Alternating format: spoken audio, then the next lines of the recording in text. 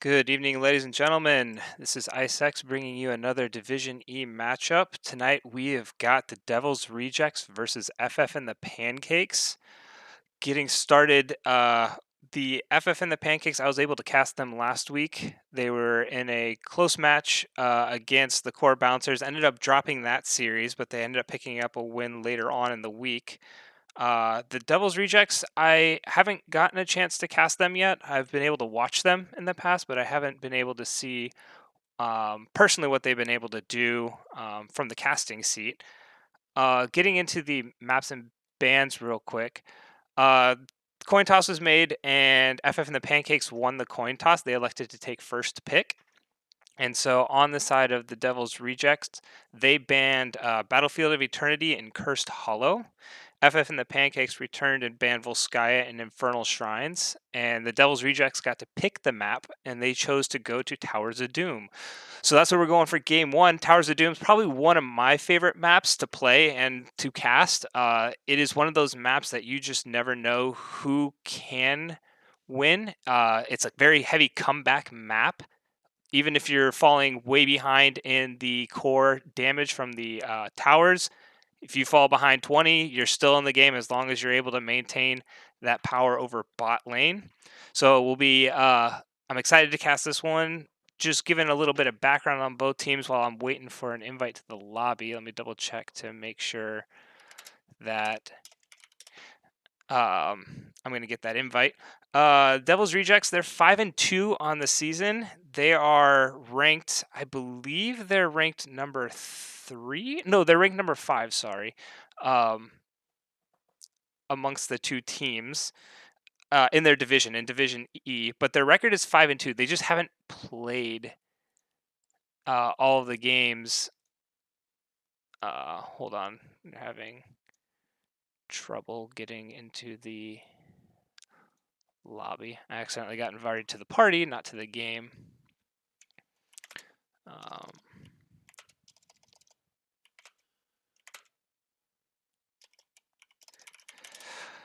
So yeah, they just haven't had the chance to play as many matches, and so that's why they are behind in the standings. They are 5-2 though overall. Their matches have come in mostly 2-1 form, so that's why they're a little behind in the points. NGS does things with their points a little differently. A 2-0 victory actually gets you 3 points. A 2-1 victory only gets you 2. So they've had a lot of 2-1 wins, but they're 5-2, so strong showing from a Division E team. After the Pancakes, they have a few more points, but they also have an extra match played. They are 4-4 right now. They've played 8 total matches. I was looking at the maps. I was expecting maybe possibly an Infernal Shrine tonight, but that got banned out by FF and the Pancakes. There was the possibility FF and the Pancakes may go to Dragonshire. They played it last week. I think I've seen them play it twice now, and they have strong showings on it. They have team comps that work really well on that map. They just ran up against a tough opponent in the Core Bouncers last week, so it'll be interesting to see if they decide to revert back to that map and come at it strong. Give it another go, because I've seen them, I think, go 1-1 on it so far, and they have some pretty good wombos for that comp. On the side of the Devil's Rejects, I know they like Battlefield of Eternity. I know they like Volskaya, but Volskaya was banned out by F and the Pancakes, and Battlefield of Eternity was actually banned out by the Devil's Rejects themselves. So I don't. We're not going to see either of those two maps. As far as picks going here, the bans I expect to see pretty traditional bans. Diva, May possibly getting banned. Zul's very strong on this map with the split push potential in the top mid lane, so I expect to possibly see a Zul ban here as well.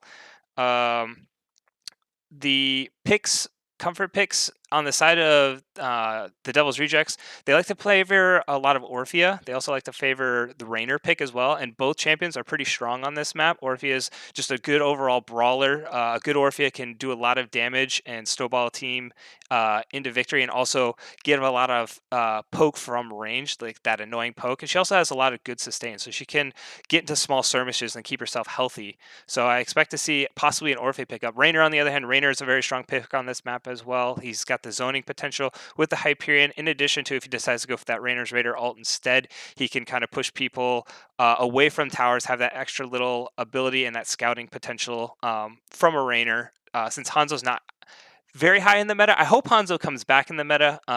He's damage has been lowered a little bit. That he's kind of fallen off, but he's got that really good engage with Dragon Arrow and the scouting potential with his Sonic Arrow. So we'll see what happens. But as I expected, Mei ban coming out and Zool ban coming out, one from each side. Both champions very strong. Mei's got great engage potential, great zoning ability, just team fight presence for a frontliner. Mei is at a very strong spot. I'd really like to see Mei as a front line. Zool, again, like we talked about, that split push potential top and mid lane, and just how he can soak so much faster than a lot of other champs on this map, and he can add a lot of pressure.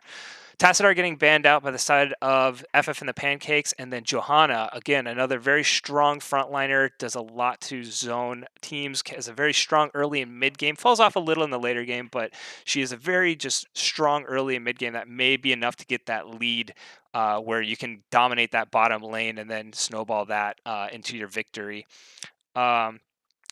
Gazlo picked up first pick on the side of Core Bounce or FF and Pancakes. All right, excited for the Gazlo pick. I saw it last week. The potential was there. The Grav Bomb Gazlo pick is just a whole lot of spice, and I like to see a Gazlo play. Gazlo is very strong on this map as well with his turret build, being able to split push and control lane. So it'll be interesting to see which way X. I call him X. I need to find out he says his name, but I'm going to call him X over there. Is going to take his Gazlo. Diva and Diablo picked up on the side of the Devil's Reject. Diva is she was in a very, very strong place. Got a little bit of a nerf, but she's still in a pretty good spot. She has a very good zoning potential, very good split push presence. Diablo, APOC with the Diva Bomb is a pretty big nuisance. Especially if they can get something to stack along with that, like a Deckard Cain, who could put everybody to sleep, and then they can just combo their ultimates real quick and get that massive explosion. So we'll see what the Devil's Rejects decide to go with their comboing with a Diablo and Diva. Liork Maev picked up on this side of the FF and the Pancakes. So we've got Maev Cage. We've got a Liork, probably going to go in Tomb. Liork's a very good double soak as well. He's a good matchup into Diva. Won't necessarily kill Diva, but won't lose to Diva, so he can match her fairly well. And then the Maev with the Warden's Cage. So Maev will put the cage down.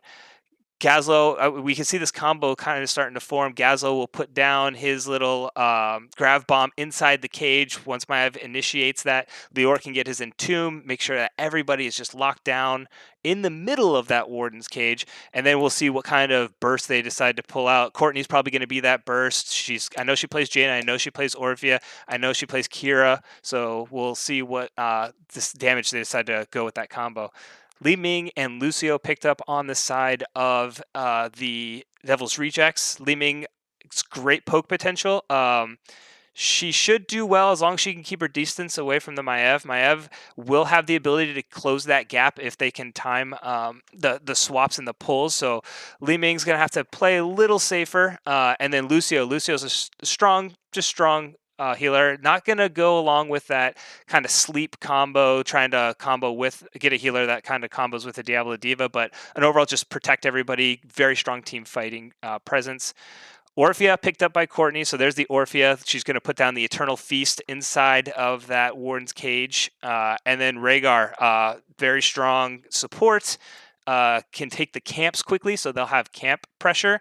In addition to, he should be able, whether he goes Ancestral Healing or he goes Bloodlust, I don't know which. Junkrat pick. Okay, so Devil's Rejects are going for a little more safety, sitting back with the Junkrat. Junkrat can put out his damage as long as he doesn't get too far forward. So Junkrat also has the ability to eject himself away from the combo, out of the combo. So I like the Li Ming and the Junkrat picks. When they saw that the Maev and Gazlo were coming in, they kind of were reading what was going in on the side of... Oh, I'm sorry. I didn't switch to the draft screen. You guys didn't see any of that. I apologize. I forgot to change to the draft screen.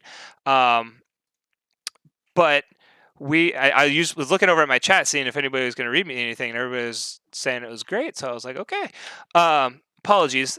At least I was able to talk through the picks, so you could still hear what the picks was going on. But I like how the Devil's Rejects picked champions that can disengage from this wombo that they saw the FF and the Pancakes starting to pull here. I mean, again, it's Division E. A lot of it's going to come down to execution. Who can execute their comp better?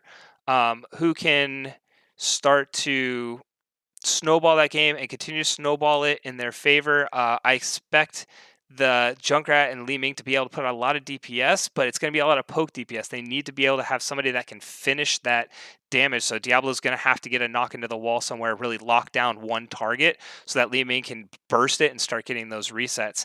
FF and the Pancakes don't have necessarily the healing from Rhaegar to counteract all the poke, but Orphea can self-sustain, so they should be in a pretty good spot as far as the healing goes. So on the sides of the Devil's Rejects, we got Snuggly Ninja on the Li Ming, we got Corso on the Junkrat, Jakuval on the Diva, we got Satan Saves on the Diablo, and we got D Nasty on the Lucio.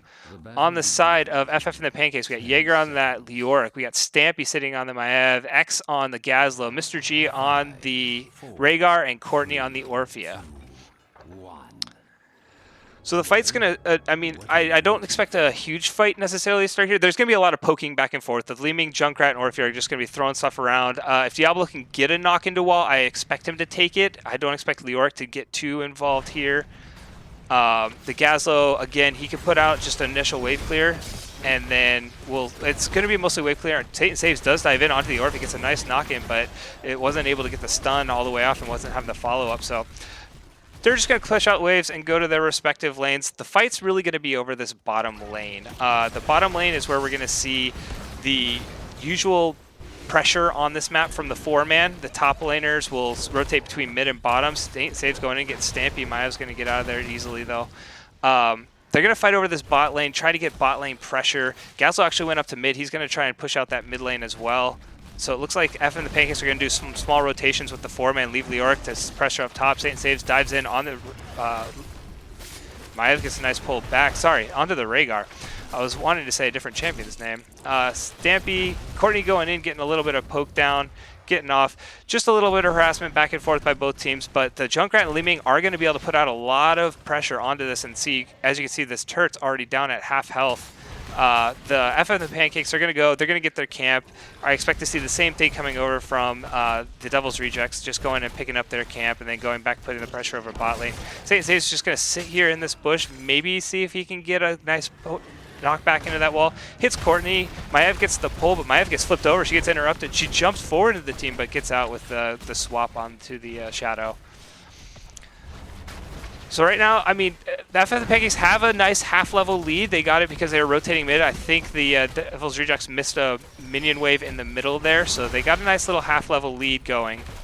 But they have given up half of their tower already for that. Devil's Rejects opting to stay down and get some poke pressure. Gazlo getting flipped over by Satan Saves into a knock stun to the wall. X is getting very low here. He's going to end up going down, and that Li Ming's going to get some resets. Unfortunately, she's fairly low on mana, so she won't be able to do too much damage. But that is a kill going over to the Devil's Rejects, evening up this XP and allowing them to continue to harass this bot lane. Back in the middle, we're just going to see Leoric and Diva kind of swapping sides, pushing out each other's lane. Diva's going to be just trying to soak up that mid lane. Not a whole lot's going to go on up in this top lane except for this back and forth. All the action's pretty much going to be in this bottom lane, and then the fights over the objectives. First objective is always this 3-man tower. So we're going to see, it looks like both teams are setting up for a fight over the bot, and then maybe X getting knocked back by Satan Saves into a wall again. Maev going in, gets a 3-man chain, but Gazlo's getting fairly low, gets out by the skin of his teeth. Maev coming in, putting out some good damage, going to get a follow-up by a kill by Orphea. Orphea is going to follow up with this, continue to get some more damage down. It looks like the side of FF and the Pancakes will be able to get this. We'll see if Snuggly Ninja can get some poke down onto Stampy, but it doesn't look like it. And FF and the Pancakes are going to take the bottom objective.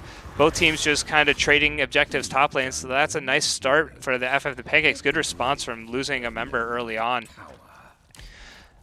Both teams now are just, again, it's going to be a fight over the bot lane. Both teams are going to be content to stay here. It's going to be interesting to see if anybody rotates to go get that top camp and add a little pressure top, but most teams are going to be content to just fighting over this bot lane and then picking up these 2 minion camps on the bottom. And that's why a lot of the pressure is on this bot side, is due to the minion camps being on this bot lane, both teams are trying to get the opponent's fort on the bottom, adding a lot of extra pressure with the sappers to be able to launch. X is getting fairly caught out again, getting knocked into the wall. He's going to go down here, but Maev letting a nice pull back, getting some return damage, but not enough to take down Lucio. And the X is just getting a little out of position here, not really respecting the Diablo sitting in a bush, able to provide that gank. Getting a little more careful. It's not too terrible. The XP is still even as far as both teams go, but Gazlo just needs to be a little bit more careful of those bushes and respect the Diablo gank just a little bit more. But Leoric is coming in. Looks like they're going to be setting up a fight. This is a 5v4 on the side from the Pancakes. They want to take this. Leoric's getting low, but he comes out. Orphea putting down massive damage, taking down the Junkrat. D-Nasty trying to get out on the Lucio, giving everybody a little bit of a speed move to save his team. Jaeger getting low on that Leoric. D.Va coming in, dropping the bombs. She can zone everybody away, save her team, and she does successfully, but the camp is still not taken at this point. Oh, I'm sorry. The camp did get taken. It got taken by the side of the Devil's Reject, so they were just cleaning up the side of the camp. And we're just in time to get another fight over these top two forts that are going to be spawning. Again, I expect to see each team just kind of respectfully. The side of the Devil's Rejects has a little bit more poke, so they can poke this off while they get the other one. But Jaeger comes in. Jaeger's fairly low. He's not able to get out on Leoric and goes down. D.Va getting low, Snuggly Ninja getting very low on the Li Ming. Orphea coming in, doing some massive damage, able to get that kill. Satan Saves has to get out on that Diablo. He's not fully stacked at this point yet. He should get away. But that's a kill on the side of FF and the Pancakes. And they trade kills in that one, Leoric does, but Leoric has that map pressure where he can just respawn on the map, and he's respawning right in front of Satan Saves. This is not good for Satan Saves. If he gets slowed, he might go down here. Maev's going to get the chain. If she can land the chain and pull him back, she's not able to. 300 health and gets away safely. It's been a bit of a skirmish this entire time. Each team's been poking each other off. The kills on the side of each team right now is just 3-3, but now FF and the Pancakes are setting up a 5-man contest over this camp, trying to get that XP lead that they had back, and they should have this no problem. Lucio getting a little too far forward. He could get pulled by that Maiev. Maiev opts not to go for it, just taking the XP from the camp and the sapper pressure, which is going to get a good chunk of this fort turret down. Actually gets the whole turret. Lucio kept that last one from coming, so the last one may not actually get here. They may only get the two. But FF and the Pancakes just back off. Both teams are kind of waiting for their 10s, and this is where FF and the Pancakes will come online. They now have the entire combo that they're looking for. It's a matter of can they land it. If they can land that Maiev Warden's Cage, which looks like is going to be the first thing that they're going to try to land, the grab bomb on top of it with the Eternal Feast from Orphea, all of those ultimates were picked by the side. Leoric did go with the Entomb. Ancestral Healing was picked by the Rhaegar, so it's the combo that we thought it was going to be. I expect to see it end this bottom fight right here. We'll see if Maiev can get the Warden's Cage going down first. Maybe the Entomb will be first, but I expect the Warden Cage. D-Nasty starting that channel. Junkrat's getting that early fight, but there goes the Warden Cage right down onto the middle. Orphea drops that Eternal Feast. Grab bomb going down. The amount of damage just coming out from FM the Pancake. Oh, great APOC by the Diablo. The Diablo APOC may turn this around. A 5-man stun. Courtney getting awfully low for the D.Va. Mr. G fairly low. Jaeger fairly low on the point. Mr. G gets out by the skin of his teeth. Jaeger may get away from this D.Va. Gazlo and Stampy are still trying to fight over this. It's a 2-for-2 trade now with Jaeger going down. Mr. G being fairly low. Stampy may need to get out of this fight. He does. D.Va's going to get back into her ship and be able to put some damage down to Stampy. Mr. G going in as well, but Mr. G's get fairly low, and this might be a fight won by the Devil's Rejects, and this could be a 5-2 kill. I liked the start of that combo. It seemed like the timing was just a little bit off, but the APOC landed by Diablo just absolutely saved the entire side of the Devil's Rejects and allowed them to turn that fight back over. Jaeger on the Leoric, he should be able to get out of here no problem with the Ghost Walk, but yeah, Satan Saves just showing how strong an APOC from Diablo can be, landing on all 5 members and just being able to have that turnaround, that Junkrat bomb with the Li Ming orb onto a 5-man stun. It was enough to just turn that damage around and really start to take control of that fight. What looked like it was going to be disastrous ended up turning into success. They got the bottom tower. They have tied up this game. They do have about half a level to 3/4 of a level lead on the side of the Devil's Rejects. Going over, grabbing their own sapper camp. Nobody's taken over that top sapper camp yet. Looks like it's just being left alone. D.Va and Leoric are just going to rotate back and forth. And I would expect if there is a fight for that top camp, Rhaegar would go up and try to sneak that top camp on the side of the Devil's Reject Junkrat, since they have the poke from Li Ming that can help with the wave clear. Junkrat may go up and try and help with the camp. But it looks like both teams are just, again, content to sit on this bottom line farm away. The forts are still fairly healthy, but the wall is down on the side of FF and the Pancakes, so these sappers will get fort pressure if they're able to get in. Diablo running in, getting onto the Rhaegar. Warden's Cage going down by Maev. Grab Bomb and Eternal Feast onto the Diablo, only catching one. Diablo still getting fairly low, and Diablo will go down. He should respawn because he has full stacks on that soul, but this is time for the FF and the Pancakes to see if they can grab another kill. Looks like the disengage potential from the Junkrat and the Li Ming is very strong. They're able to get away from that Warden's Cage, which is what they were trying to do with that comp when they saw that that combo starting to form. So it's being executed well on the side of the Devil's Rejects. Lyric, APOC coming down, only going to get one. Li Ming got caught, but she's able to just get out of that with her teleport. Fight breaking out in the middle, but everybody's just kind of getting low right now. It's a pretty messy fight. It looks like F and the Pancakes are going to need to just back up, play safely. They can still poke with Courtney. Courtney's still fairly healthy, and she should be able to self-sustain enough that she can keep this off while Maev goes up and heal and the Orcos gets healthy. But Mr. G getting caught out by Diablo, getting in a little too deep. The Orphea is putting down the Eternal Feast again. Get D.Va out of her mech. Maev, or Stampy's getting fairly low on the Maev. That is a death by Diablo. Good follow-up by Courtney. Jaeger getting awfully low. Mr. G getting awfully low. Good grab bomb onto two members by the Gazlo. Getting another kill onto Lucio. And Lior gets away with probably close to 100 health. Courtney coming around looking like she wants more. She gets some good pressure on the D.Va. Barely gets away again. Oh, nice Entomb on the Junkrat, but there's the power of the Junkrat. Just able to escape, no problem. D.Va puts down the bomb. Gets pulled back. The bomb gets knocked into the middle. Jaeger gets away. No deaths on the side of FF and the Pancakes. It was a messy, messy fight. A lot of back and forth by both sides. It looked like each team was going to win at one point or the other, but it turns out FF and the Pancakes favor. They get the experience lead back. They have the kill lead. They get the sapper camp, and now they're going to start pushing down onto this bot lane to get the rest of this wall down, hopefully. Satan saves. Remember, he did die, so he's not stacked up. He's only at 7 souls down right now, so he's not as tanky as he usually is on that Diablo. He's got to be careful with his engages right now. He can still get a good engage with a stun onto a wall, but anything other than that, he will start to melt fairly quickly, unless he can get stacked up. Able to clear out the sappers, no problem. Able to just clean up this wave. It's pretty much even Steven for both teams right now. 24 to 28 is the core health remaining, but here come F and the Pancakes rotating down as 5 again, coming in. APOC going down, 2-man Entomb.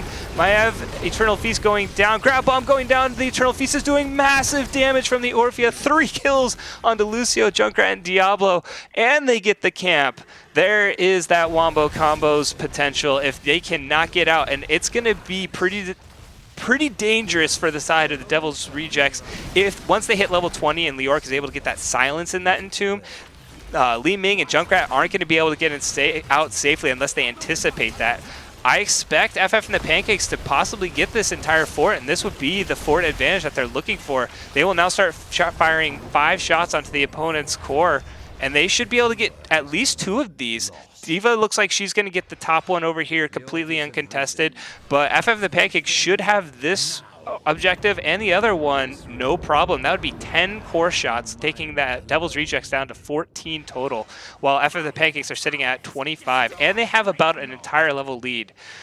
The boss could start becoming a factor here, especially if they're looking to get 3 more core shots, but it looks like the Devil's Rejects are going to just get over and trying to get this back. But here come FF and the Pancakes trying to hold off, keep control over their bottom turret. Stampy coming in, just trying to zone everybody off. Satan Saves pulls Stampy and knocks her back, but isn't able to get the stun. Leoric misses. The Grab Bomb still hits. 3-man Grab Bomb. Lucio with the nice ultimate timing to be able to save his team, get him healthy again, but a 3-man Grab Bomb. X is starting to show off the power of that. Ooh, Gazlo. Orphea does get caught out here. Stampy getting fairly low on that Maev. Lands a 4-man pull, but without the Orphea, they just do not have as much damage as they originally want. Mr. G's in the middle just tanking it up, puts the Ancestral Healing on himself, trying to get as much damage in as possible. Snuggly Ninja's getting fairly low. Jaeger able to get the kill. The D.Va comes out of her mech, and so they trade 1 for 1.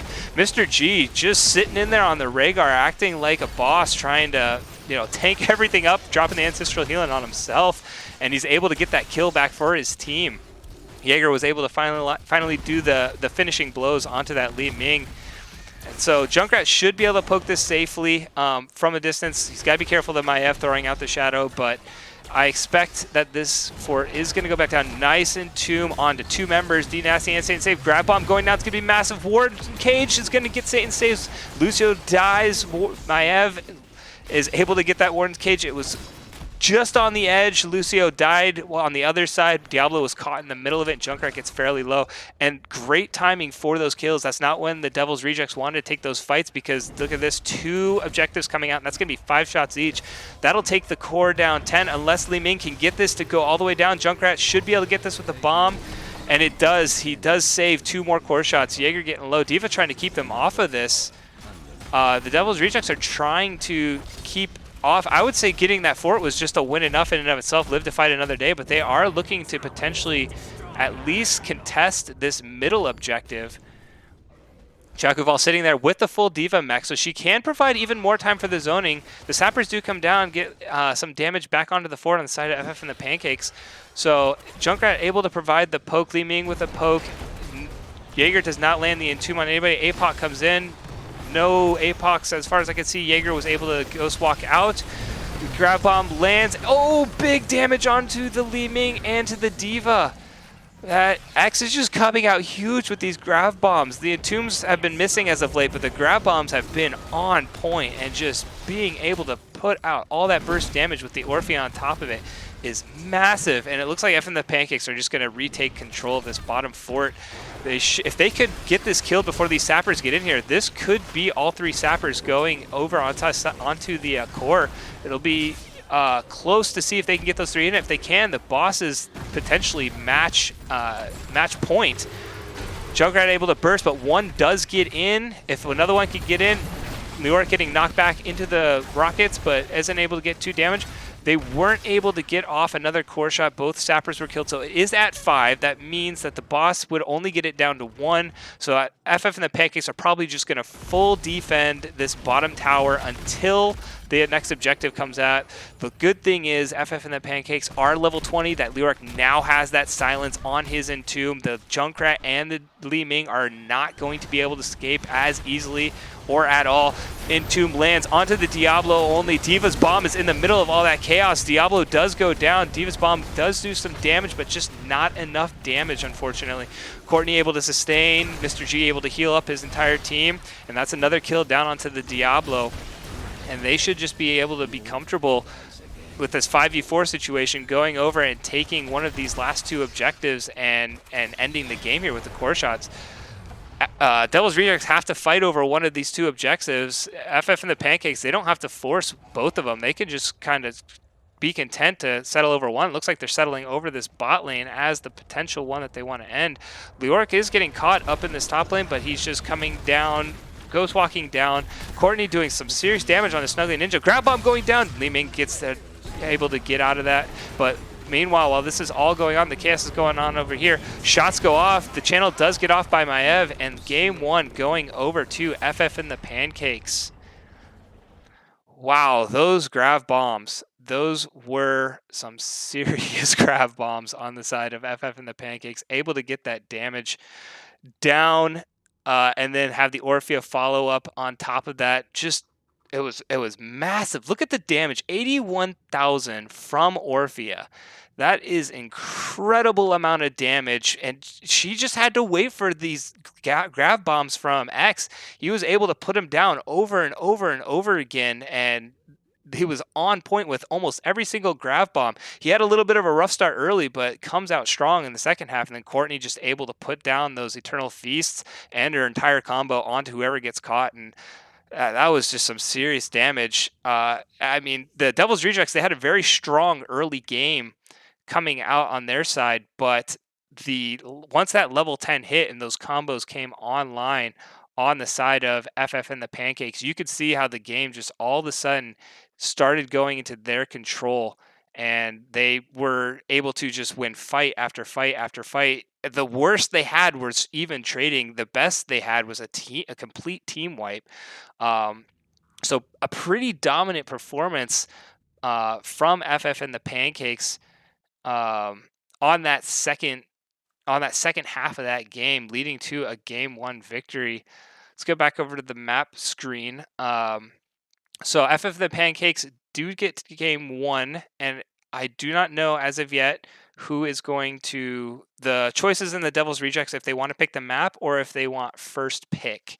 Remember, this is a best of 3, so just because the Devil's Rejects lost game 1, they could still come back and do the reverse sweep, win game 2 and 3. They did have a very strong early game. They were looking. Satan saves on that Diablo was getting the picks onto the Gazlo that was allowing his team to start getting that lead. He did land a massive APOC at the first level 10 fight that just completely turned the entire fight on its head and allowed the Devil's Rejects to come back. It was a fantastic APOC. So it'll be interesting to see if Satan saves gets a favorable map where he can go with that Diablo again, because I think the Diablo play was pretty good. He did get a little too aggressive when the soul stacks was low. But the engage potential just from FM the Pancakes being able to force the fight, Li Ming and Junkrat, although they were both safer picks to get out of the engage, they weren't able to execute it as well. Li Ming did die 4 times. She did get caught in a couple of those grab bombs. We saw that she was able to get out. Oh, he invited me to party again. I don't want to be in party. I just want to be in the game. Let me type real quick. Don't want to be in the party. Just want to be an observer. As much as I do love this game and want to play, would love to play on the side of the Devil's Rejects. I fortunately am just observing. Can't join their team. Just want to get an invite to the game. But it does look like the lobby is getting set up. I don't know. I don't know who picked the map. I'll find out when I get into the lobby, and then I'll make sure I get this updated for you guys on who picked the map and who gets first pick. But looking back on these stats, I mean, the combo, we could talk about the combo all day long. FF and the Pancakes are known for doing these crazy wombo combos, and when they are on, it is massive. The combo potential is at level 10 is just blow up, and it does work better on the side. It does work better. It does work better in Division E just because teams aren't necessarily as coordinated. I'm seeing some pretty good coordination from these teams, but they're just not as coordinated. They bunch up a little too much that those combos land a little harder. Looks like FF and the Pancakes, the Devil's Rejects elected to get first pick, so FF and the Pancakes got map choice, and they chose to go to Dragonshire, which is where I expected, based off of what we've seen from them and what we saw from them last week, that they like Dragonshire. I think they play Dragonshire very well as a team. And they do bring out another Wombo team comp on that map. It was just they ran into a tough team on the Core Bouncers last week who played that map just a little bit better on last game. I will make sure I do not miss the draft this time. Sorry about that, folks. Again, we'll get you into the draft this time, so you don't just hear me talking about it the whole time. You can actually see what's being picked and what's being drafted. But I expect there to be some ban alterations. Rexar is a very big champion for this map. Rexar has a lot of potential with Misha being able to take one of those objectives on the top or bot lane. So I expect that to come out or be banned potentially. I don't know if either of these teams do play Rexar. I think the Devil's Rejects may play Rexar. But I'm not entirely sure. Don't quote me on that. I do know that the same comp that we saw from the the FF and the Pancakes, that's still entirely possible on this map. So I expect to see some change in the bans from the side of the Devil Rejects to get rid of those champions. Maybe get rid of the Maiev. The Maiev Warden Cage was pretty good. Courtney on Orphea is just a force to be reckoned with, that putting out that 81k damage. So maybe we'll see an Orphea ban coming in. I don't anticipate seeing necessarily any of the other bans. I mean, the Gazlo ban. I don't know how I could miss that. I completely forgot about that, and I don't know why X was just putting down massive grab bombs. So maybe we'll see a Gazlo ban as well. But Johanna is the first ban coming out on the side of the Devil's Reject. So going again with that Johanna ban again, she has really no bad maps, and she's a very strong early and mid game champion. So I expect to see her either a first pick priority or a ban priority for both teams, and it ends up getting banned out here. FF and the Pancakes, they do ban out that Megan, so May she's in a very good place, very strong engage and disengage potential, good zoning potential, just an all-around great tank, and with the self-sustain, that it's not a surprise at all. But now on the side of the Devil's Rejects, we have to see if they're going to ban out that Gazla, if they're going to ban that Orpheus, or if they're just going to go back to banning out the bans that they did last game, and just go with the same thing. Oh, so they do go with the Diva ban. So they were either wanting to pick it or ban it, and they doesn't look like it's in their game plan. They have a different game plan for this one, so they're opting to ban the Diva. Diva is a very strong champion, so it makes sense. But again, this is leaving almost that entire combination available for FF and the Pancakes again. If they want to run it, it'll be interesting. Maybe the Devil's Rejects saw it and they're like, okay, we got an answer for it on this map. We tried something, it didn't work. We could try something out. Diablo coming out on the sides of FF and Pancakes, which I agree with. The Diablo was doing very well. Haslo being picked up by the side of Devil's Reject. If you can play it, then we're just going to take it from you. And so they used that first pick to take the Gazlo away. Now they're going to throw down the grab bombs and show the power of the Gazlo. I like that there's all this fighting over Gazlo. He did get the rework. He got a little stronger, and then he got another buff after the rework. So he's a little strong. He's a nice little brawler. I don't think he's necessarily broken, but I mean, from what we saw with X, a good Gazlo can rain havoc on the opposing team. So if the Devil's Rejects don't want to see it again, no better way to make sure that happens than take it themselves. Tassadar and Anduin picked up over here on the side of FF and the Pancakes. So Tassadar, strong poking champion, can put out a lot of damage. I don't know if that's going to be Courtney on the Tassadar. I don't know if she plays Tassadar or if it is going to be Stampy on that Tassadar. Anduin picked up, going to go over to Mr. G on the Anduin. Being able to put down that light bomb would be fantastic for their engage potential, setting up another Wombo. On the side of the Devil's Rejects, Greymane getting picked up, and Mal'Ganis. I don't see very much Mal'Ganis. Even in, I've seen a little bit more of him recently in like Storm League.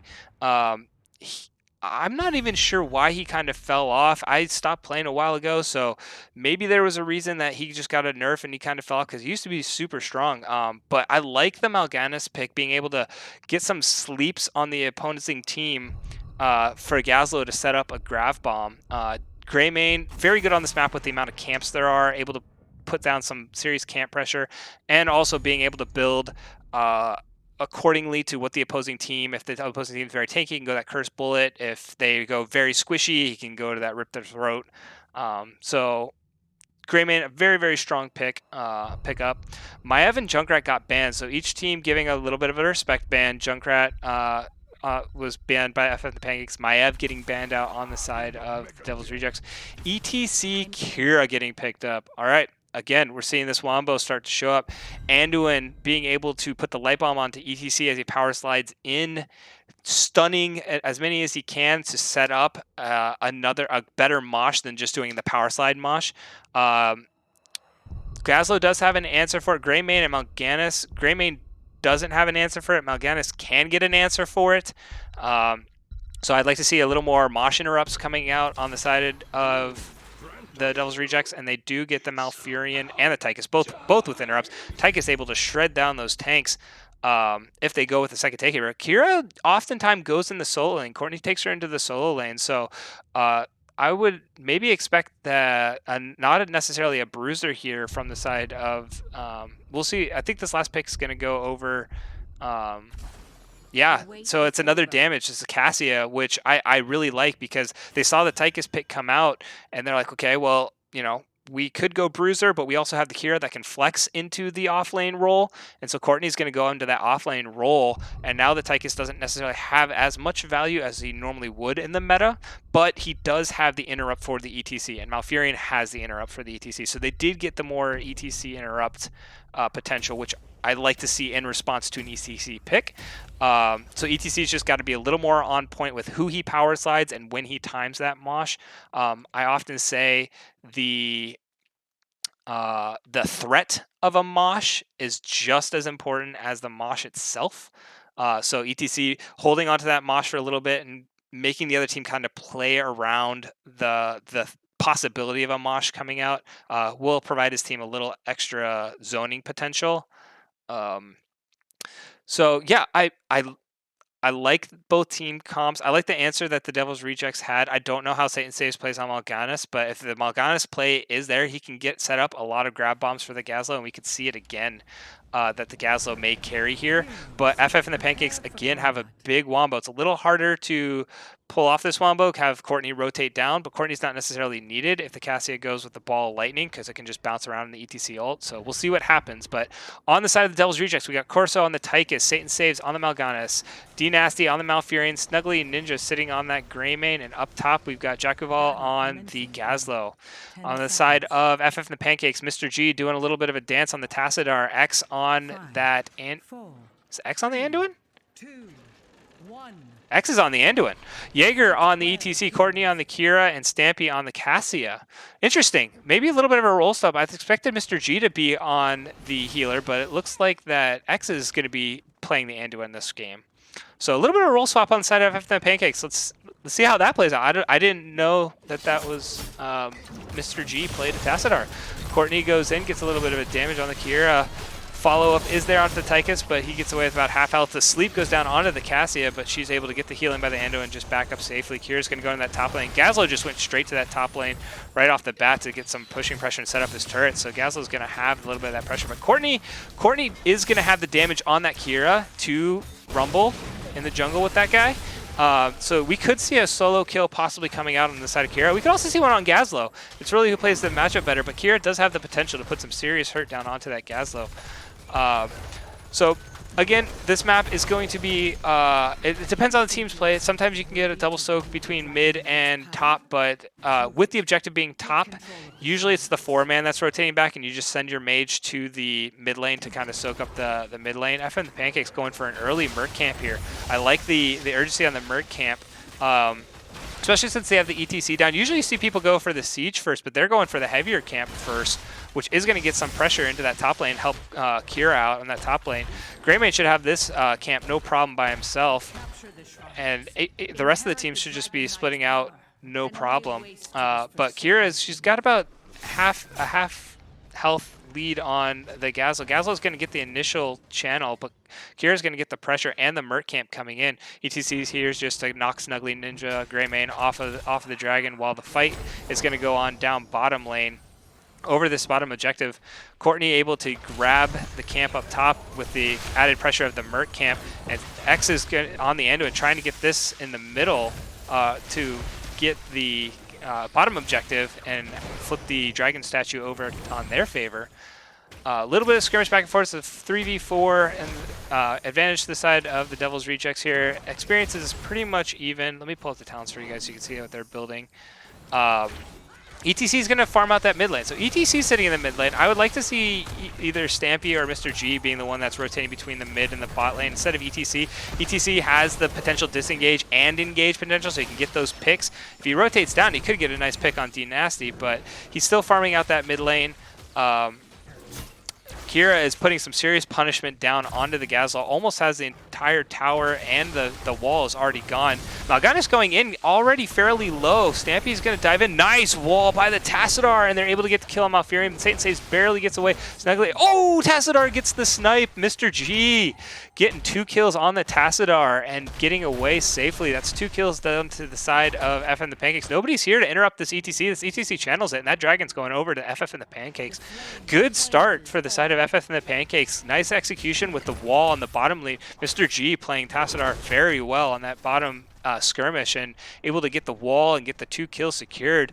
The Dragon's going to go for this top lane. The top lane, I like the call. The top lane's already low. Courtney's already punishing this lane. If he can get the remaining towers and get the health, that's just going to give Courtney more lane pressure. But the Dragon's taking a lot of damage here, and he never finished off. It was just one hit. That bottom tower is doing a lot of damage. He's taking 2 tower shots. If he had just come up and done 1 hit onto that bottom tower, he would have been able to clear that tower and only been taking half the damage that he took there and still be at feasibly a half health Dragon, but he didn't, and so only able to get the wall there.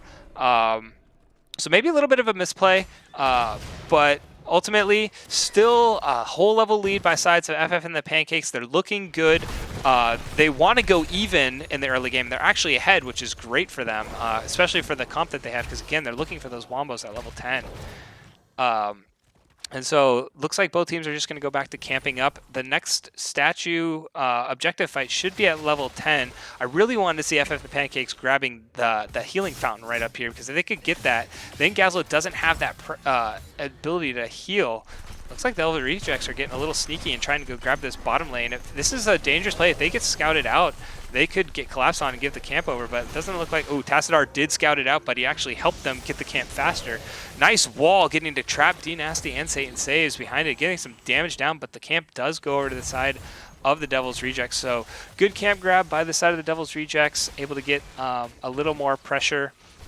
And now we're going to see just the camp battle and going back to the bomb skirmish. ETC still hanging out in this mid lane with the Gray main, while the Tassadar and the Cassia are both sitting bot lane.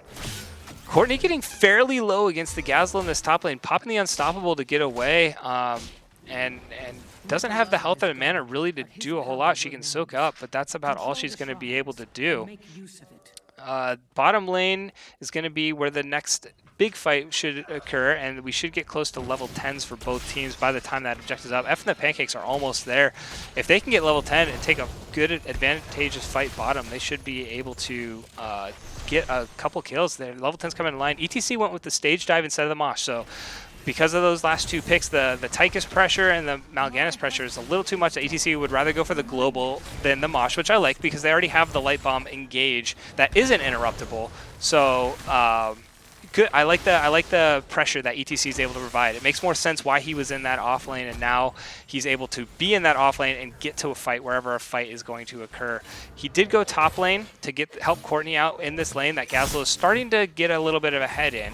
And he does have the potential just to come bot lane, land a stage dive into the fight in bot lane, get a light bomb thrown down on top of him. But Anduin actually didn't go. He went with the Holy Word Salvation instead of the light bomb. So they're going for more of a defensive ult. They're not necessarily looking for the wombo combo here. Cassia did go with a Ball of Lightning. Tassadar went with a Black Hole, so Tassadar is going to be able to put out a lot of burst damage and group them up for the Cassia Ball. Tyke is popping the mech already, the Odin, and he's going to get some siege damage going down onto this wall. They're trying to get as much pressure as they can. Ball of Lightning does go out, but it was only able to get Snuggly Ninja to about a quarter health. Malfurion should be able to top him off, and they should be able to siege the rest of this turret down.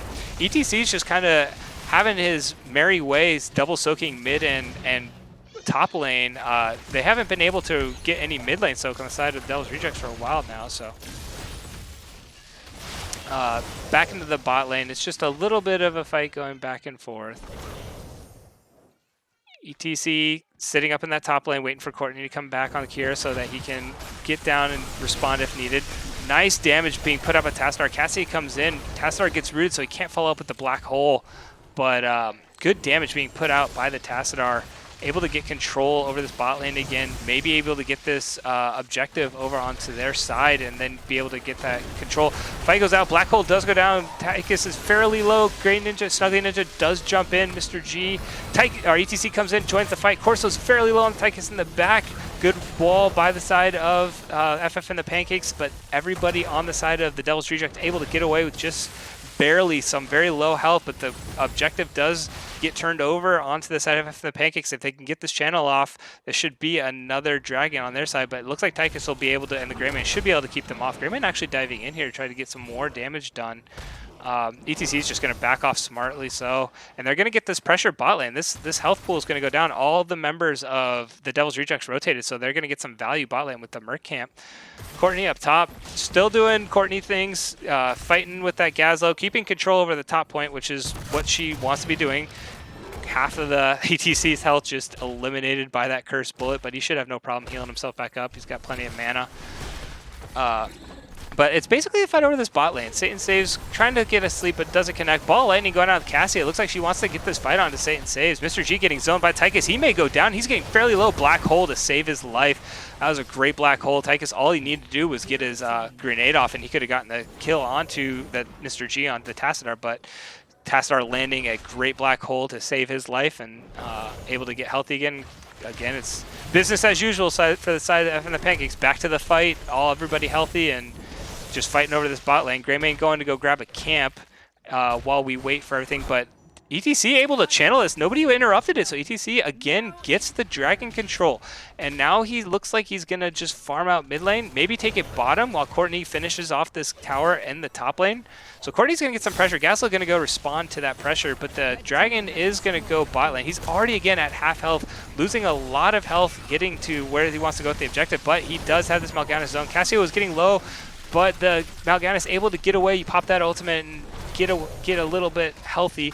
Tychus getting popped. If they can land a power slide onto that Tychus, but they don't, he decides to peel back onto Mal'Ganis. Not a bad idea. They're defensive, and they're able to get the side of the Devil's Rejects pretty low here. Anduin is doing a fantastic job keeping his team topped off, keeping them healthy. They're definitely winning the pressure battle. Tychus popping the ultimate just probably to get some wave clear. I mean, that's what they need to do. They're trying to save this fort, so Tychus is using those more as just a defensive ultimate, trying to get some wave clear going. FF and the Pancakes are just going to go over, take their bottom camp, and look to start creating some map pressure. But this, well, that Merc camp, that minion's going to die over there. ETC rotating up here. The Kira ETC may be able to get this fight here. The Gazlo getting caught out a little bit. He drops the grab bomb, pulling both in, and he should just be, oh, Kira landing a big hook. ETC with the stage dive. It's a little off, but he should have the power slide back up again. Unfortunately, Kira scouted all that out. She's not wanting to be there. That is not where she wanted to be. She learned fairly quickly that is just not where she parked her car, and she landed right in the wrong neighborhood for that one. Unfortunate hook landing there for Kira, but it's ultimately not the end of the world. They're able to get map pressure on the other side of the map, and they'll just wait for Kira to respawn. Meanwhile, Gazlo will get some pressure, but they've already got the top lane pressure on the side of the Pancakes, so that will try. Gazlo may try to even this out, or he may try to rotate down. Mal'Ganis coming in, getting a knock up on Stampy, but they don't have as much damage. The Tychus is the main damage down here without the Greymane, and the Tychus isn't able to put out. Ooh, Stampy getting caught, but getting pulled back by the Anduin, getting healed up very nicely, and again, X is being able to save people on this Anduin. This roll swap by the X and Mr. G seems to be working out fairly well for the side of FF and the Pancakes. And the Greymane, I think the Greymane needs to start getting a little bit more involved in these fights. The damage just isn't there, getting Gazlo getting picked out on the side of the Devil's Rejects. But Greymane not being in this fight, they just don't seem to have enough damage to be able to kill anybody on the side of the Devil's Rejects when they're looking to get that fight without the Greymane. So they either need to set up the map pressure to get the Greymane involved if they're going to split push with the Greymane, or the Greymane just needs to start rotating in the 4-man and having Gazlo start doing just as much double soaking, especially now since they've lost that top lane. Ooh, getting caught out here is the Cassia, and she ends up going down. That's a big catch on the side of the Devil's Rejects. They now have 40 seconds to create map pressure as they will. They could get some serious pressure onto this bot lane, kind of even it up, take out this health fountain, and possibly gets the fort if the FF and Pancakes don't respect the 4-man potential from the side. Jaeger coming around. Looks like he may be trying to flank in behind, but I don't think they have the numbers without the Cassia. It's a 4v4 right now. Gazlo is completely content split pushing that top lane, so it could work out, but I don't expect the FF and the Pancakes to want to take this fight. The Kira does do a lot of damage, but the Cassia is just able to provide that so much more. They are contesting over this bottom. Mal'Ganis does go in, gets the sleep. ETC jumps in, but without the light bomb, he's just not able to lock anybody down. Gets fairly low. The Greymane's able to do some serious damage. Lands the Cursed Bullet, but goes on to Tassadar.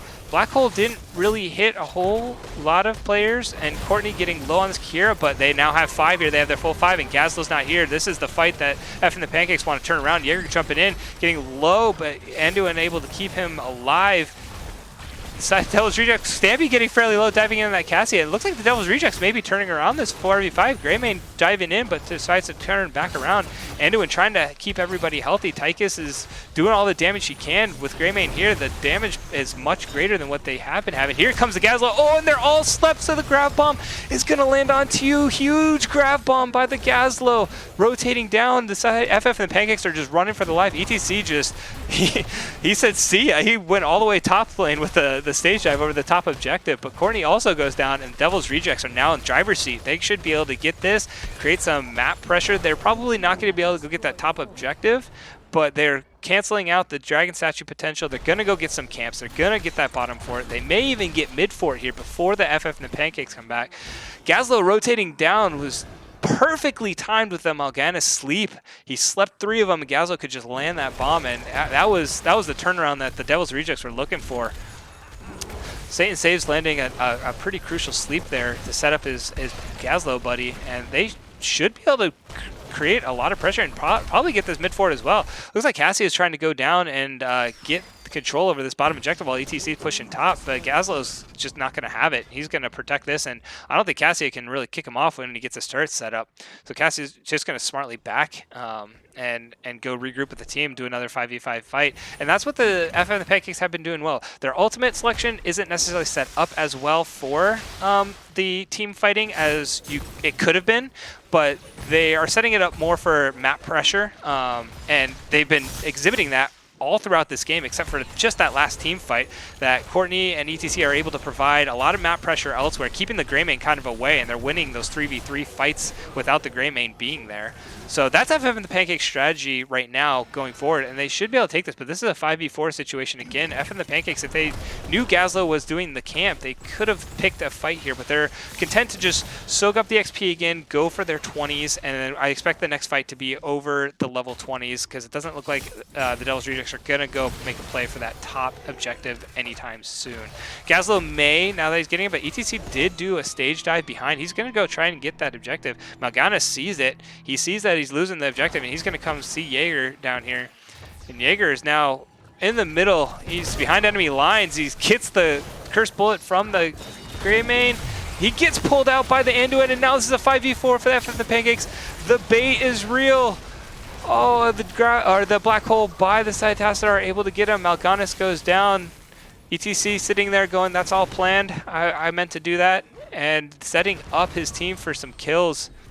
Now it's a 5v3, and the Devil's Rejects are not backing off. Jaeger could land a power slide here onto the to the Tychus. He does, but he doesn't follow up with it and knock him back into his team. Just content to back off, maybe go get some camps. Gazlo did go get the top objective, but he is getting caught out here. If Jaeger's power slides back up, he can knock him back, and that's going to be a pick onto Jackalball. He's going to land the 5-man grab. Oh, is he going to get away? No way. Jackalball with the big play to get out by the... Oh, my goodness. I have no idea how he got out of that one. I thought he was dead to rights, but now the Devil's Rejects are in control of the statue. It looks like F and the Pancake. Courtney is getting awfully low. Tychus is putting down some serious damage. Tychus is doing what he needs to do. 44 health, and nobody's there to finish him off. Courtney getting away. Pressure's up top by the Merc camp. May get this top fort, so that's going to be all 3 lanes pressure for the side of the Devil's Rejects. They need to be able to work with this pressure they've now created. Kind of sit back, smartly take control over the objectives, get a little bit of pressure going in their lanes, let their lanes push, rotate as 5, and they should be able to pick a fight that's favorable for them to be able to get control over both objectives and get this last dragon. The side of F and the Pancakes, the advantage they have is they do have that ETC stage dive, so ETC can match the lane pressure and then go to any fight that could potentially break out. So it'll be interesting to see what each team decides to do with this level 20 now that we're level 20s on each side. Everybody's got their full full arsenal at their disposal, and we're waiting to see which team's going to be the one to kind of pull the trigger here. Not FF and the Pancakes are just going to go get their Merc camps on either side. They got the top one. They're going to go clear out this bottom Merc camp by the side of the Devil's Rejects and get this camp on the side of the Devil's Rejects. They're just going to go up top lane, and they're going to go get this top objective and clear out the Merc camp here, but Courtney's down here on the Kira just ready to swap back objectives, and both teams are just content to, you know, get their own camps and soak up a little bit more XP. Nobody's really wanting to pull the trigger yet, forcing the fight. This map pressure is on the side of the Devil's Rejects, even though the camp pressure right now is favorable for FF and the Pancakes. If they go clear the camp, all three lanes are going to be pushing every so often for the side of FF, or for the side of Devil's Reject. FF and the Pancakes only having that top fort. They're trying to get this bottom fort. They're trying to match the map pressure, but the Devil's Rejects able to get here in time. ETC going up, gonna go take that top lane objective, but the Devil's Rejects are just responding bot lane. Ooh, Stampy getting caught out with the sleep. If he gets knocked out, if Malfurion could land the root, they could have a fight here. Oh, Jaeger jumping in behind. Greymane was waiting for it. Stampy is fairly low. ETC is back, and he is low as well, but they should be able to get away. Happy with the disengage. Oh, Kira getting caught in the bomb, getting stunned, going in on the Snuggly Ninja, putting some damage down, but both teams kind of just backing off. Satan Saves is fairly low. You don't want your tank to be that low, and Greymane getting caught out. ETC does go down, but he has Death Mosh, doesn't catch anybody, and another big grab bomb by the Gazlo. Satan Saves getting away. Snuggly Ninja barely getting away. FF and the Pancakes are on the hunt, but I don't think unless Tastar can land a big wall, they'll get them. But important, the Devil's Rejects are fairly low, and they FF and the Pancakes are gaining control of this bottom objective, so they will have the Shrine objective available for them if they can get it. Gazlo looks like he's trying to rotate up top, but he may not get there in time. If they can pick a fight here, Kira getting on the Snuggly Ninja, that's a kill for the FF and the Pancakes. It depends on if Gazlo is going to interrupt it. Gazlo, oh, Mal'Ganis was able to get the bottom one. Gazlo's on the top. So they did get the kill onto the Greymane, but both objectives going over to the side of the Devil's Rejects, so they were able to buy themselves a little bit of time. Gazlo trying to get away here, should get away just with a little bit of, made a little bit of a scary situation, but able to get away. Kira farming out that mid lane. Again, it's going to go back to just business as usual. FF and the Pancakes will have about 30 seconds to create some map pressure with the Greymane still dead, that they could try and force some fight over this bot lane tower / objective if they can group up as 5 and do it. Looks like they're going to be content to go for the enemy camp, though. They're going to go over here. ETC joins in with the stage 5. They are as 5 right now, so they're going to get the enemy camp while the Devil's Rejects are going to go get this bot camp as well. Looks like chat's pretty excited to see a Game 3 hype. I hope I get a Game 3. I haven't been able to cast a Game 3 in NGS. They've all been 2-0, so I would love to see a Game 3 coming in here. But it looks like FF and the Pancakes are going to have siege over the mid lane. They do have top pressure with the Merc camp, but they're just backing out. Maybe going to go clear out that bot camp, maybe grab that bot objective. Looks like the Devil's Rejects are going to get more Merc camp pressure. Both teams just right now trying to force the map. Neither team really wanting to take the fight, which is, I understand both teams have answers for each other's map pressure, especially with Jaeger on that ETC with the stage dive, but both teams just swapping objectives. Greymane is top, so FF and the Pancakes do have a 5v4 here. There's a bush gank possibly. Corso getting low on tight, or get Courtney low. Courtney getting caught out. She slept, she's rooted, but she gets pulled out safely. Grab bomb lands only onto the Tassadar, and the black hole comes through and puts everybody fairly low. FF and the Pancakes able to stay relatively healthy that fight. Malfurion's healing everybody up. Satan Saves able to get a little bit of health from the pool and heal himself back up. So the skirmish was there, but neither team was able to get a kill. Both blew all their ultimates, and now each team is just kind of backing out, going back to getting camps again. Looks like that Devil's Rejects may be trying to force it. They see ETC is top lane. They don't know if he has the stage dive. They should know that he does have it back up. It's a relatively shorter cooldown. But they're going over to this bottom objective with Greymane, just keep flip-flopping these objectives back and forth while trying to create that map pressure. ETC is just doing that split push, and ETC will probably split push until he's called in to do his stage dive back onto the team. if they're going to set this up, the last 2 times I set it up, it's been a little out of sync. The team is retreating when ETC dives in, and so ETC is pretty much caught behind with nobody there to really follow up on whoever he power slides. So if they can time it a little better, the Devil's Rejects are sniffing. They want to come in from behind. Satan Saves leading. They've got a 5v4. ETC will jump into this fight, but they are behind Mr. G. Tassadar. ETC does jump behind, but Mr. G's already getting down to a quarter health. He does go down. Grab Bomb does land, but it doesn't hit onto anybody because Mr. G is already dead. Malfurion getting low. Stampy got low on Cassian and ends up going down. Big fight here for the side of the Devil's Rejects. They are able to get the catch that they were setting up. Jaeger going low. I mean, it was the same problem, but it was in reverse. Now the entire side of F and the Pancakes were running to be aggressive, and Jaeger was doing more defensive, get behind the ult, and the same situation happened. It was just flip-flopped. But now the Devil's Rejects, they can get some serious map pressure. There's still 40-second death timers on here. They're going to get this keep. I don't know if they're going to be able to with Kira and ETC still being up. Kira can put down a lot of pressure under this dragon. So if the stuns land from this core, Kira can put down the damage. If not, this could be game 2 going over to the Devil's Rejects. ETC went out to push out mid lane. I don't know why he did that. Kira putting down the damage. The stun's not really landing. Jaeger coming in trying to put the damage down. There's still 8 seconds before Tassadar gets up. They need to get onto the Grey Main. They need to get onto the... They're still staying on the Mal'Ganis. Mal'Ganis is the focus, and this is going to be game 2 going over to the side of the Devil's Rejects. They found the fight that they were looking for. It was long-winded, but they were able to create that map pressure, catch the FF and the Pancakes on a rotation, and were able to execute it cleanly.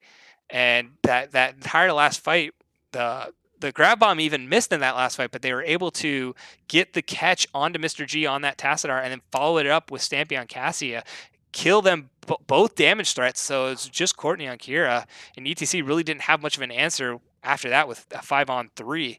So the Devil's Rejects able to pull out game 2, and that means we are going to the game 3 hype.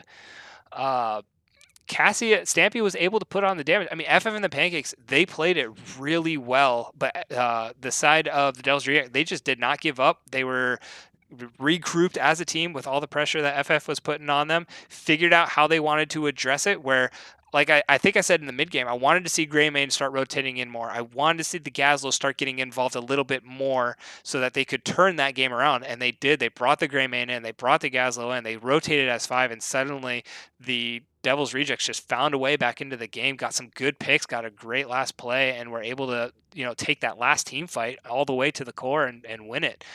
So good win on the side of the Devil's Rejects, and that means, let me update the stats here real quick. That means we are going to a game number 3 here. So I do not know, let's just go back over to the map. I do not know, the FF and the Pancakes will have the choice between first pick or map pick. Don't know which one they're going to have.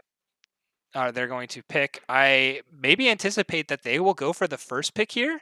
That Gazlo is going back and forth, and the Gazlo pick is strong on both teams. The grab bombs. I mean, I only think that Jack of all missed one, and it really wasn't even much of a miss. He put it down to like secure the kill onto Tassadar, which was. That's what he needed to do, just get a kill, and their team could snowball that last fight. Tassadar just died before the grab bomb went off. So, I mean, he did what he needed to do. He put the grab bomb down. Outside of that one, he was landed 2-3-man grab bombs. So the grab bomb's coming in huge for both teams here. Let me just make sure both teams are ready. Yeah. So the FF and Pancakes, going back to the team strategy, I see why they did the map pressure that they did, and it was working for them fairly well.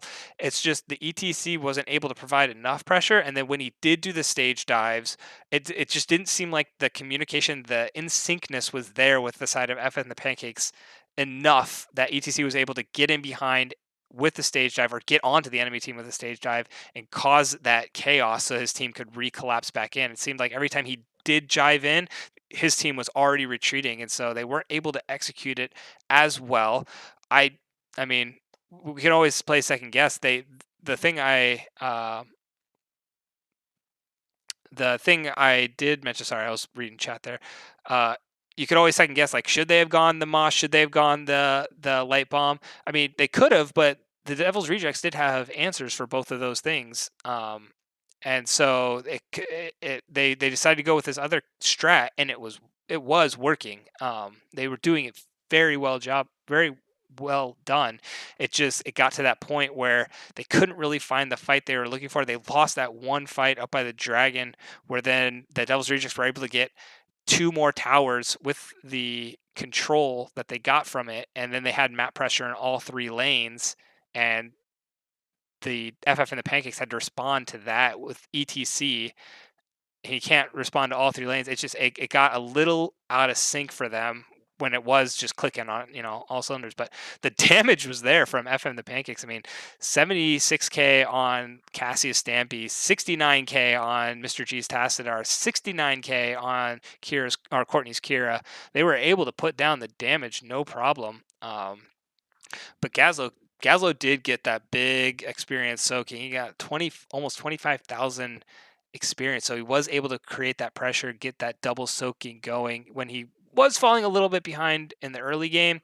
That once he got online mid game, he was able to start punishing and pushing Courtney away, and then he was able to start double soaking, getting his team caught back up. I'm sorry, I'm just rambling because I'm still waiting for a lobby invite. I don't know what we're gonna do for game 3 here. Oh, there we go. I got the invite. I don't want to go to the party. I want to get invited to the game.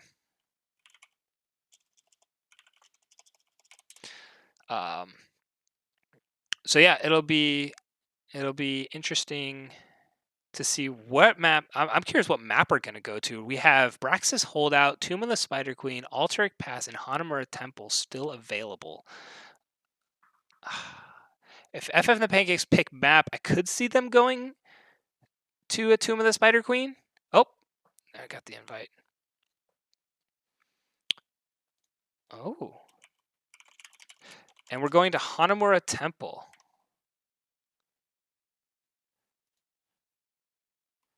So let me get that updated. I don't know which team picked the map. Devils picked the map. So F and the Pancakes went for first pick. And the Devil's Rejects decided to pick Hanamura Temple as game number 3. So each team, first pick priority for everybody who's had the choice. Every team has wanted first pick priority, so the other team gets the map. And so now we're going to be going on to Hanamura Temple. Really like this map. This is only my second time being able to cast it because it was not a map that was in the pool prior and in other leagues. So this is NGS had it in Hanamura for this season, and I love casting Hanamura.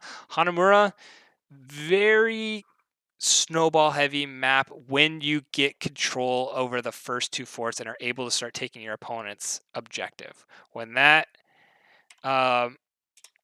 happens and you're able to get that pressure and you're able to start taking the objectives of the opponents, the game just starts snowballing heavy. But it's getting to that point is where all the spice comes in for this game. Who's going to be able to do that? And we're going to get into the lobby here soon. So let me make sure that we are getting into the lobby. Here we go, into Hanamura Temple. All right. So, Hanamura Temple, all even Steven, 1 apiece, going to game 3. And we're back to seeing how each team is going to start banning. It seems the Gazlo is a high priority, and maybe the Devil or F and the Pancakes, they went with that first pick prio. Maybe they're going to try and grab that Gazlo back from the Devil's Rejects. The Devil's Rejects, maybe they'll just ban it outright. Are we going to see? I anticipate we'll still see a May ban here. The Mal'Ganis play was pretty good on the side of the Devil's Rejects, so now they have to look at the Diablo and the Mal'Ganis as both options. I don't think Mal'Ganis is as strong necessarily on this map. I would expect to see more like of a Garrosh coming out on this map, but the May and Johanna, again, both teams just banning out the same tanks that they don't want to see the other team grab. And then, so it doesn't look like anything has changed as far as the plan for either team. Ban number 2 on the side of FF and the Pancakes. I'm wondering if we're going to see the similar ban. I don't anticipate seeing any changes in the FF and Pancakes ban style. They do ban the Tassadar, so they weren't gonna. They're either gonna first pick it or ban it, and they didn't want to pick it. They didn't want to pick it because they're looking probably at that Gazlo prio, so they're just gonna ban it, not let it. If they pick something else, fall over to the side of Devil Reject. But the Gazlo gets banned. Devil's Rejects is like, nope, pull something else out. We've already seen 2 Gazlo games, and the Gazlo was very impactful on both teams, so the Gazlo just getting banned outright. But that does mean first pick options over to the side of FF and the Pancakes. They can get that Maev again if they really like that Maev. She could set up another great Warden's Cage on this map. They could go for the Cassia, and they elect to go for Diva. Okay, good pick. Diva, the Diva was not banned on the side. They decided to ban the Gazlo instead of the Diva, so that was the change from game 2. And the FF and the Pancakes said, okay, if you're going to ban Gazlo, we're going to take the Diva. So Diva's going to be able to provide a lot of pressure in that top lane, and then get quickly down to objectives with her jet boosts. Urel and Keltos being picked up on the side of the Devil's Reject. So we're going to get to see our Urel game after all. Urel could be a lane bully. I don't anticipate seeing too much as far as winning the duels top lane, but what she does have is she has the ability to deny Diva a mech placement. So Diva can set up her mech, and Urel can just be like, I don't want to see that, and knock it away.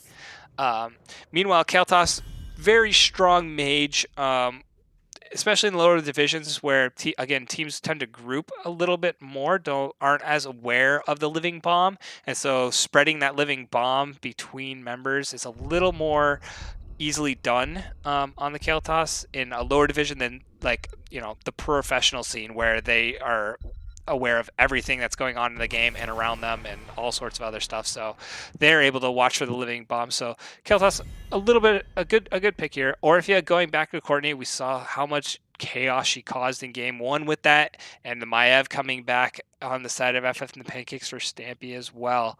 So we're seeing that Warden's Cage Eternal Feast coming down again. I like it. It worked well. If it ain't broke, don't fix it. And that's what we're going to see FF and the Pancakes return to. And now they have a Diva Bomb that they can throw down in the middle of that Warden's Cage, just in case they didn't have enough damage already in there. Anduin being banned out on the side of the Devil's Rejects. Mal'Ganis being banned out by FF and the Pancakes. Respect ban over the Mal'Ganis. I liked it. The Diablo is an option, but Diablo isn't as strong in this map. There just aren't as many walls to knock into. If he's going to go for more of just a sustained Diablo with the Fire Breath, then he very well could pick the Diablo still, but I anticipate they're going to go with something else besides the Diablo. Ana for the Keltos. So Ana's strong mage being able to boost that Keltos and make him pump out even more damage.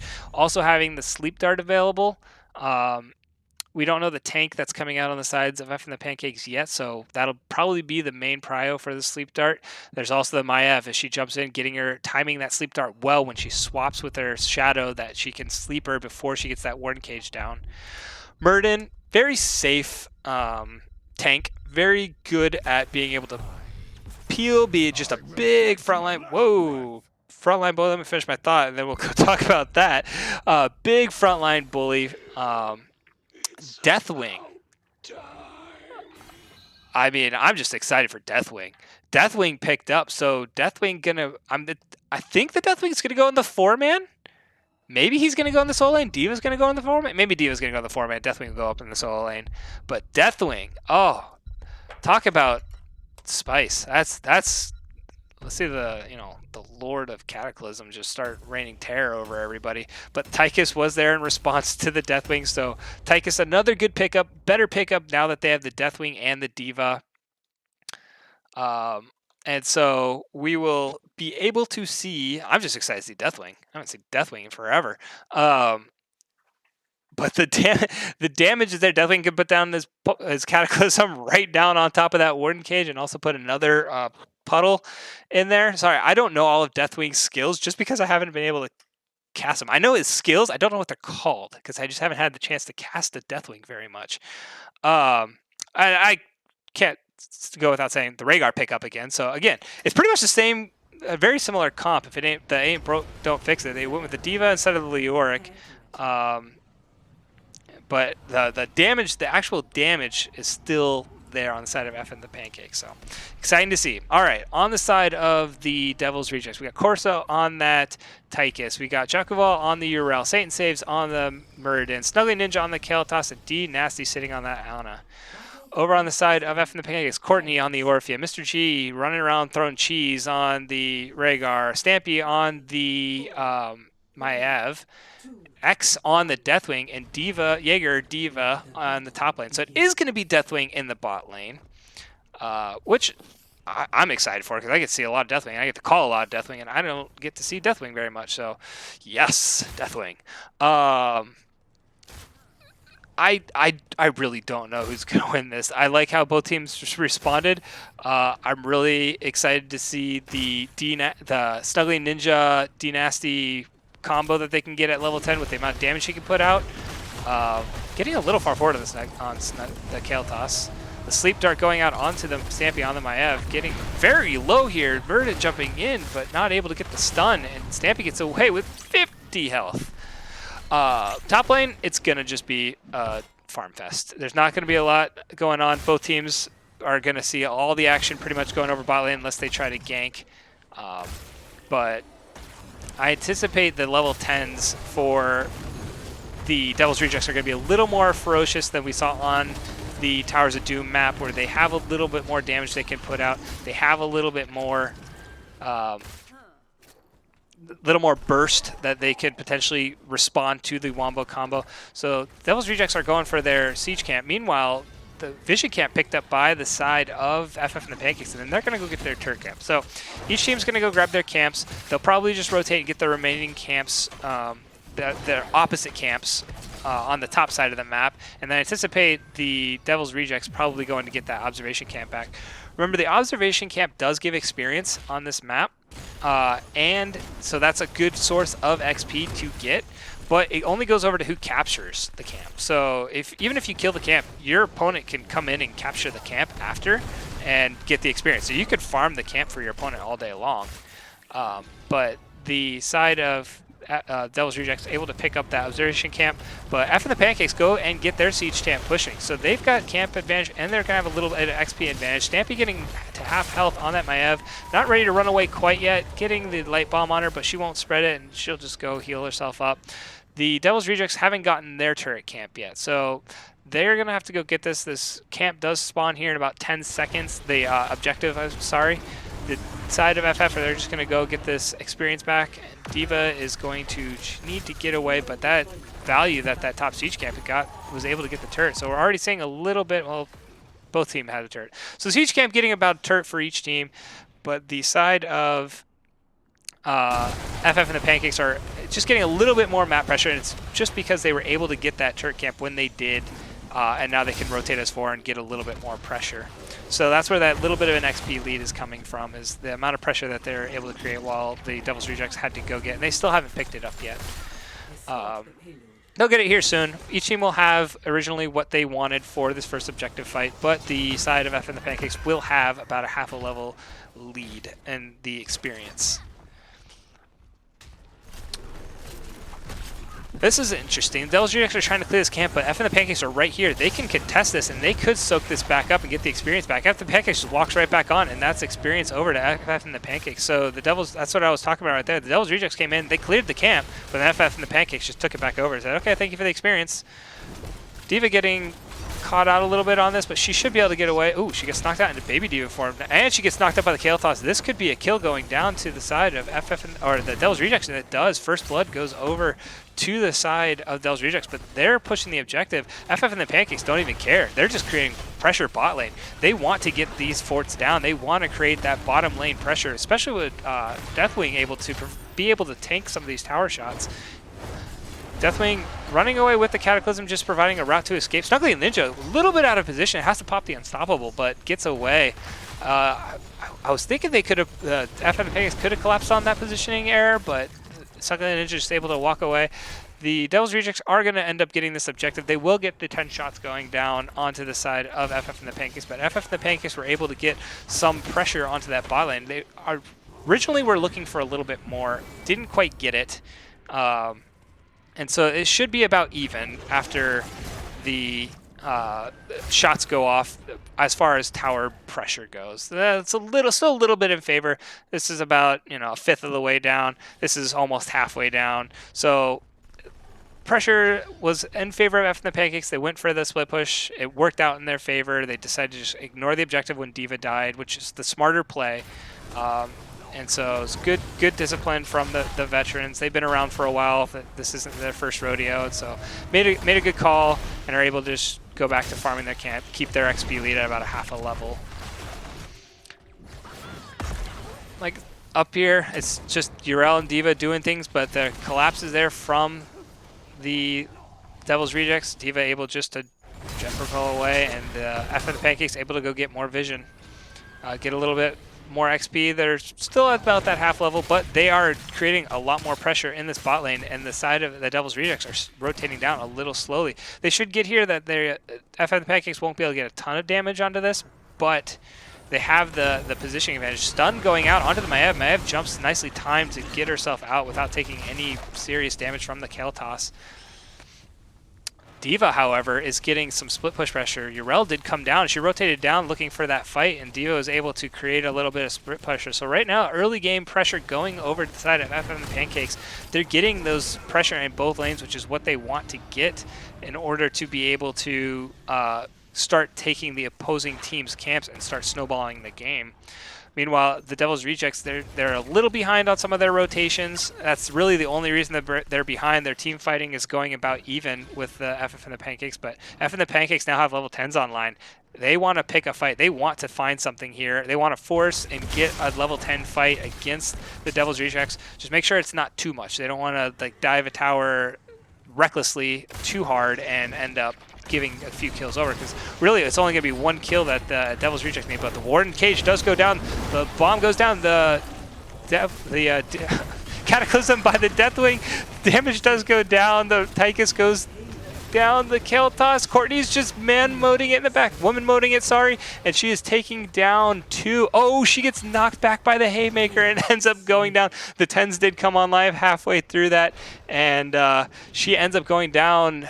Maiev ended up going down somewhere in that fight too, so I think overall it ended up being a 2 for 2. So I mean, they did get a lot of fort damage. They just have to sneeze on this fort and it will go down on the side of F and the Pancakes.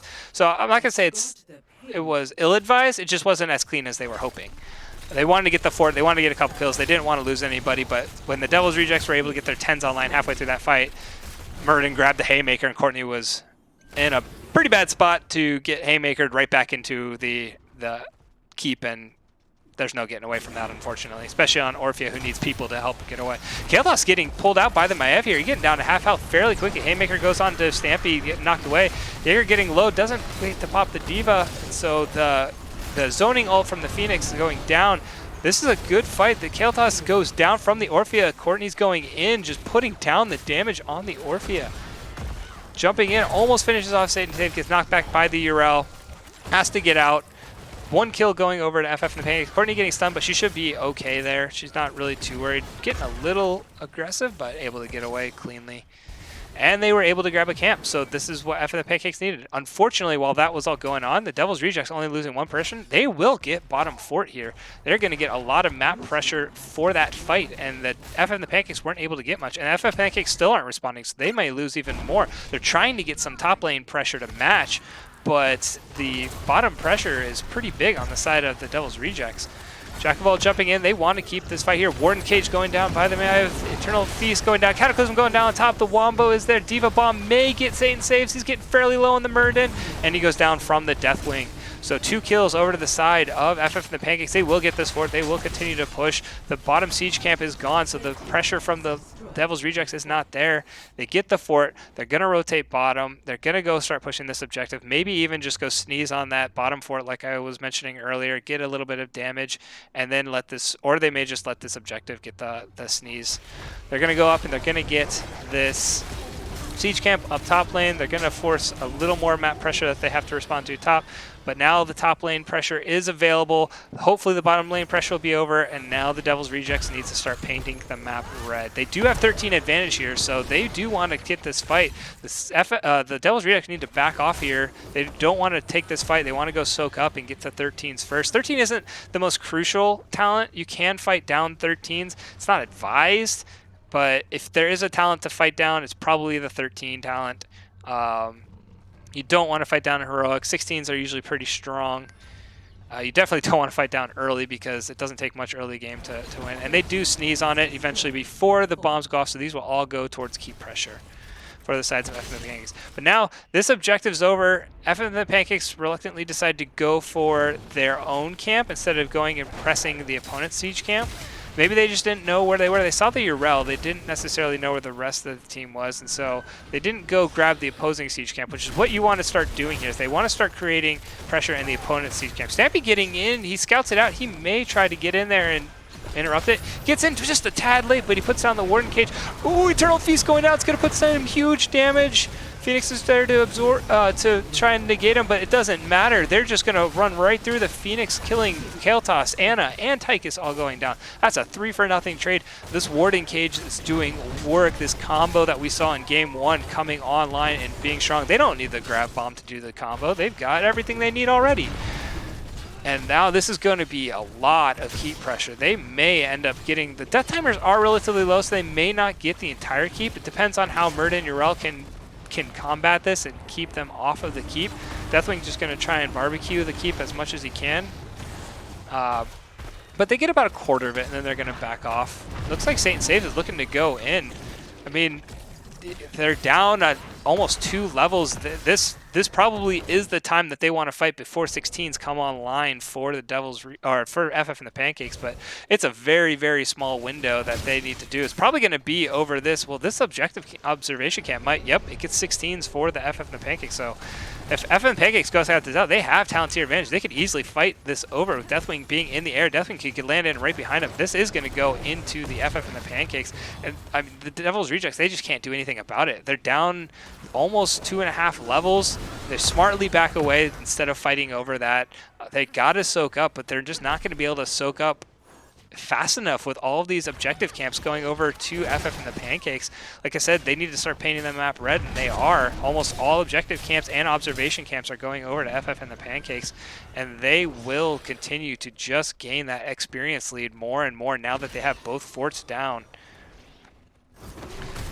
The way the Devil's Rejects, they pretty much have to just play defense until their 16s come online. But Maiev is making sure that's not going to happen. Maiev coming in around with the flank. She's looking to get the Warden's Cage in the background. She's looking for Snuggly Ninja, but she doesn't land it. She gets put to sleep. A good sleep by Nasty, but they don't care. They're going in anyway. FF and the Pancakes looking to engage. Nice knock up onto Courtney from the Kael'thas. None of the ultimates were really burned except for the Cataclysm by Deathwing. Meanwhile, 2 were burned on the side of the Devil's Rejects.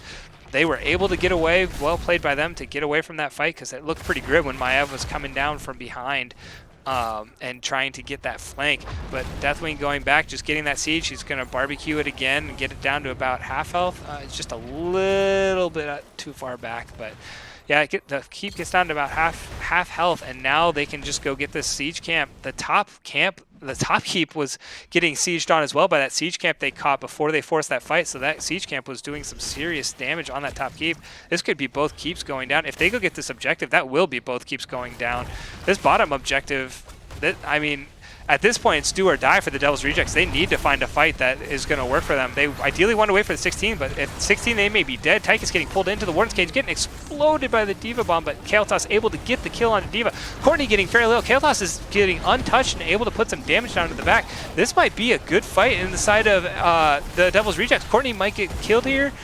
Maiev is getting out. Deathwing is about half health. I don't know how the Devil's Rejects and Snuggly Ninja was just able to sit back there and put damage down to the back line, and that is a 2-for-0 trade on the side of the Devil's Rejects. They found a fight that worked for them, and it got them the kills that they needed. This will allow them to get their 16s much sooner than anticipated, which will allow them to fight on even talent tiers and pick another fight that they need. They don't necessarily need this objective to push. The death timers will go away. They need to go get some of these vision camps, make sure that they get their own objective camp over here, and that's what they're doing. They're getting the vision camp here.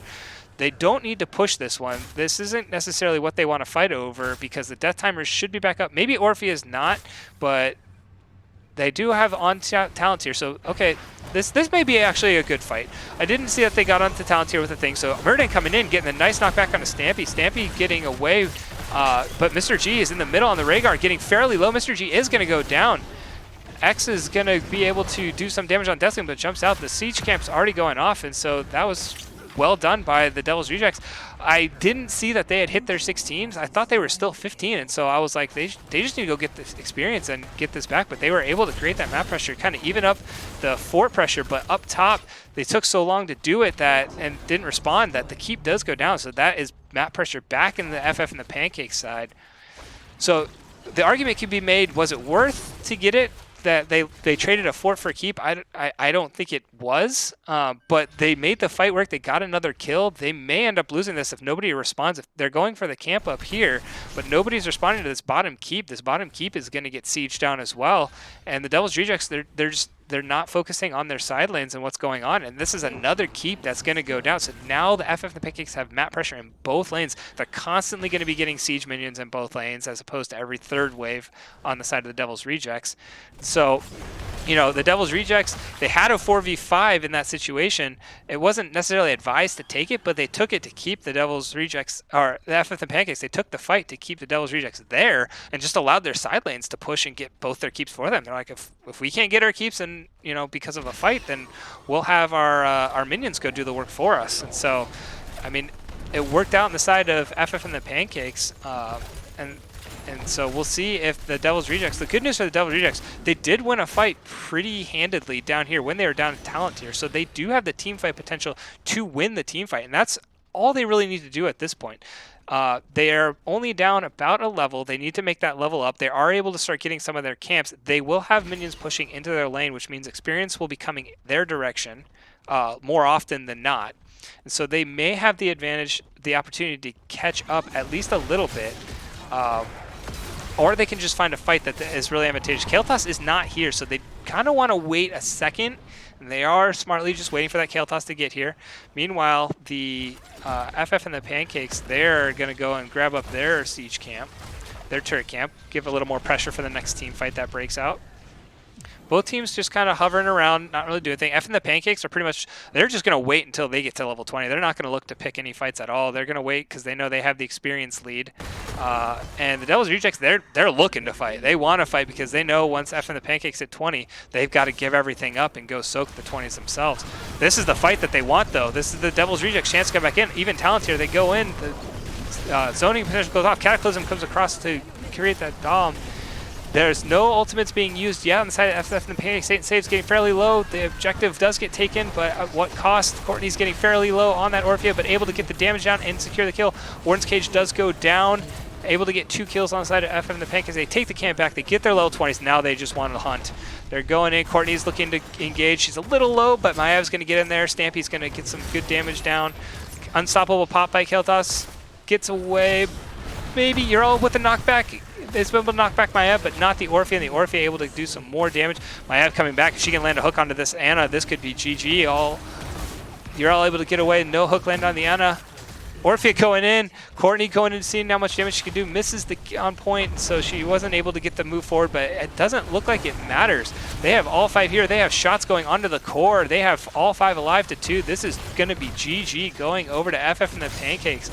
The combo coming out strong again in Game 3, and they are able to cleanly execute.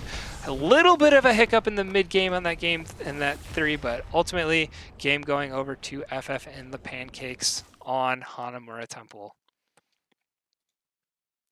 Whew. Wow. That was a great series. Lot of back and forth by both teams.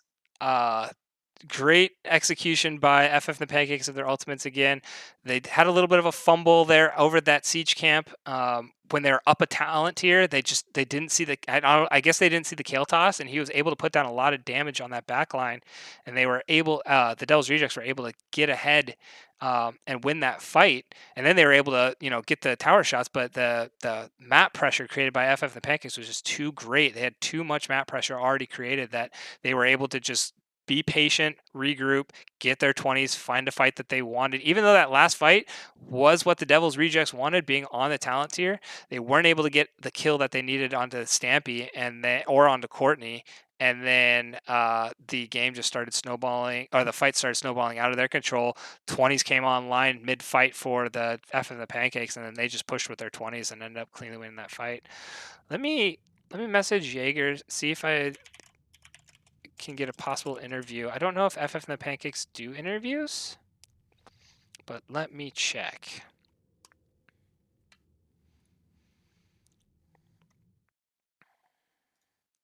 But yeah, this was the damage from Courtney on the Orphe again, 52,000.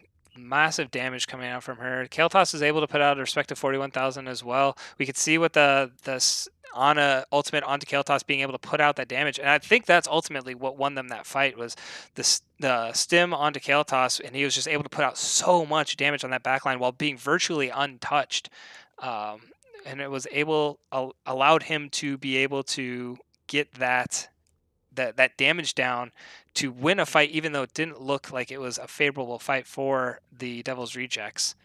I haven't heard back from Jaeger yet, so I'll give him another minute, and then if I don't get a response, then I'll just... Okay.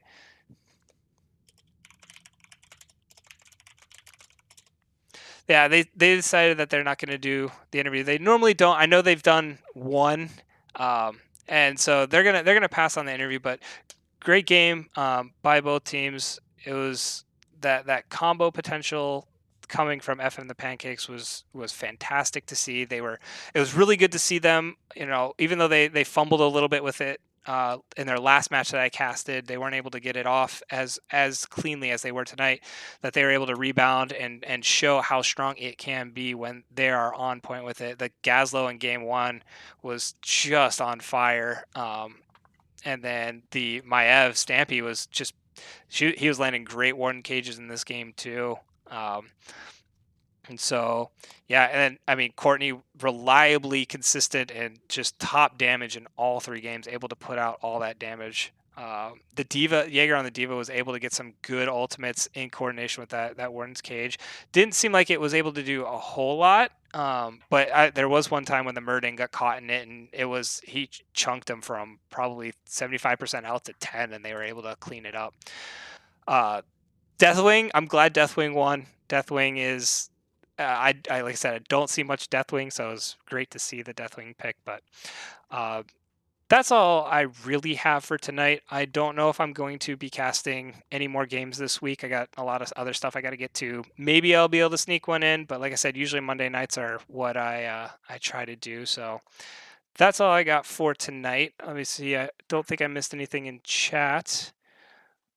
OGGO says, glad to see FF and the Pancakes out of the slump. Yeah, it was great to see them come back and take this series, and especially with how well I know they could play, and I know it was probably just a disappointing performance by them last week, but they were able to rebound and come back and win this one and move up to, I think they're 5-4 now, and they've got one more, so they should be able to sneak into the playoffs, and we should see them again in the playoff scene, hopefully in a couple weeks' time. But that's all I have for tonight. Don't think I missed anything else in the chat, so at this point I'll sign off. Have a good evening, everybody. Enjoy the Nexus, and I'll see you around.